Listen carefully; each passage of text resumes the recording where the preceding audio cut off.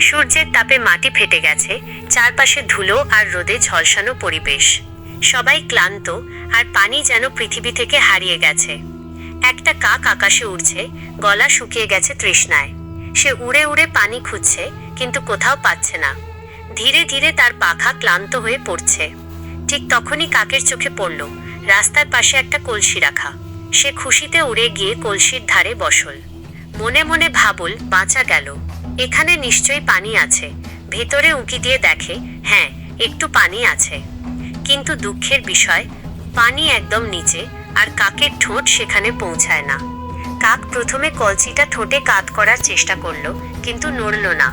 আবার মাথা ঢুকিয়ে পানি খেতে গেল, কিন্তু কিছুতেই পৌঁছাতে পারল না। সে খুবই হতাশ হয়ে পড়ল।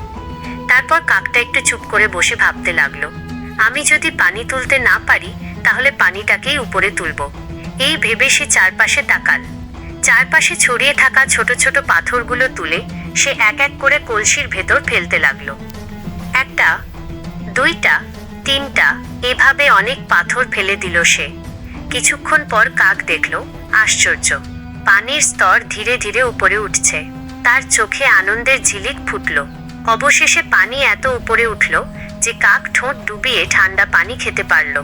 সে যত খুশি পানি খেল, তৃষ্ণা মিটে গেল পুরোপুরি। পানি খেয়ে কাক খুশিতে আকাশে উড়ে গেল। তার ডানায় নতুন জোর, মুখে তৃপ্তির হাসি।